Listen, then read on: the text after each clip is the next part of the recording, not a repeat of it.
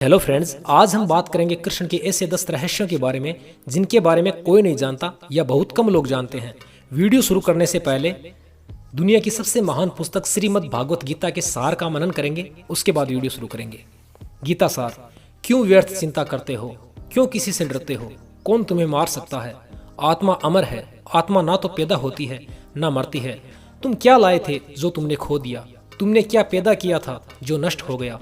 जो कुछ लिया यहीं से लिया, जो कुछ दिया यहीं से दिया। जो आज तुम्हारा है वो कल किसी और का था, कल किसी और का हो जाएगा। जिसे तुम आज अपना समझकर प्रशंसित हो रहे हो, यही तुम्हारे दुखों का कारण है। जय श्री कृष्ण। चलिए अब बात करते हैं श्री कृष्ण के 10 रहस्यों के बारे में। Secret number 1। कृष्ण का जन्म मथुरा में हुआ, लेकिन उनका बचपन गोकुल, वृंदावन, नंदगांव और बरसाना में बीता। द्वारका में उन्होंने अपना निवास स्थान बनाया और सोमनाथ के पास स्थित प्रभास क्षेत्र में उन्होंने अपनी देह छोड़ दी। जनश्रुति के अनुसार जब कृष्ण ने देह त्यागी तब उनके शरीर पर ना तो सफेद केस थे और ना ही उनके चेहरे पर झुर्रियां थी, यानी कि वो 119 वर्ष की आयु में भी एकदम जवान थे। Secret number 2। श्री कृष्ण एक राजनीतिक, एक आध्यात्मिक गुरु, एक योद्धा। श्री कृष्ण 64 विद्याओं के ज्ञाता थे। श्री कृष्ण ने राजनीति, समाज और नीति नियमों का व्यवस्थीकरण किया था। उन्होंने ही दुनिया को जीवन जीने की कला सिखाई। योग, ध्यान, नृत्य, संगीत और प्रेम, यह सब कृष्ण ने ही सिखाया था। Secret number 3। जनश्रुति के अनुसार कृष्ण ने ही मार्शल आर्ट का आविष्कार किया। प्राचीन काल में इसे कालारिपट्टू कहा जाता था। इस विद्या के माध्यम से ही उन्होंने चाणूर और मुष्टिक जैसे मल्लों का वध किया था।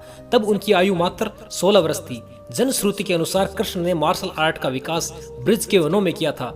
डांडिया रास नृत्य मार्शल आर्ट का ही एक रूप है।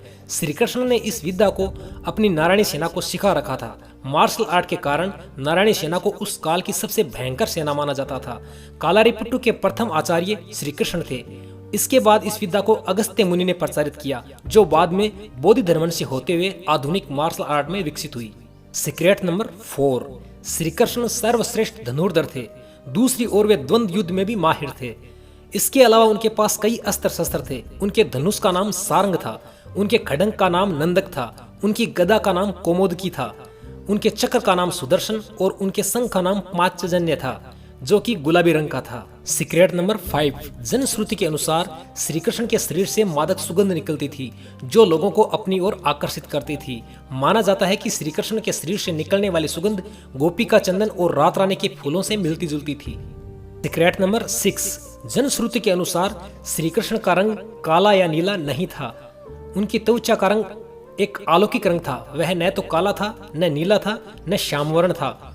उन्हें एक रंग में ढालना मुश्किल था। उनका रंग काला, नीला और सफेद मिश्रित था, जो कि अपने आप में एक अलौकिक रंग था। Secret number 7। कृष्ण के बारे में कहा जाता है कि उनके 16,000 पत्नियां थी, लेकिन ये सच नहीं है। नरकासुर नाम के राक्षस ने 16,000 महिलाओं को अपहरण करके बंदी बना लिया था। तब कृष्ण ने नरकासुर का वध करके उन महिलाओं को आजाद कराया था। कृष्ण ने अपने जीवन काल में 8 शादियां की थी। इनके अलावा कृष्ण की कुछ प्रेमिकाएं थी, जिनका नाम राधा, चंद्रावती, श्यामा, पद्मा, ललिता, विशाखा और भद्रा था। Secret number 8। महाभारत की युद्ध की समाप्ति के बाद जब युधिष्ठिर का राजतिलक हो रहा था, तब कौरवों की माता गांधारी ने महाभारत युद्ध के लिए कृष्ण को दोषी ठहराते हुए श्राप दिया कि जिस तरह कौरवों का वंश नाश हुआ है, वैसे ही यदुवंश का भी नाश होगा। श्राप के चलते श्री कृष्ण द्वारिका छोड़कर यदुवंशियों को लेकर प्रभास क्षेत्र में आ गए। कुछ दिनों बाद महाभारत के युद्ध की चर्चा करते हुए सात्यकी और कर्तवर्मा में विवाद हो गया। सात्यकी ने गुस्से में आकर कर्तवर्मा का सिर काट दिया, जिससे आपसी युद्ध भड़क गया और वे एक दूसरे का संहार करने लगे। इस युद्ध में श्री कृष्ण के पुत्र प्रद्युम्न और मित्र सात्यकी समेत सभी यदुवंशी मारे गए। केवल दारुक और बरबू 2 ही बचे। एक दिन श्री कृष्ण पीपल के नीचे ध्यान मुद्रा में लेटे थे। तभी एक जरा नाम के बहरिये ने श्री कृष्ण के तलवे को हिरण का मुख समझकर तीर छोड़ दिया।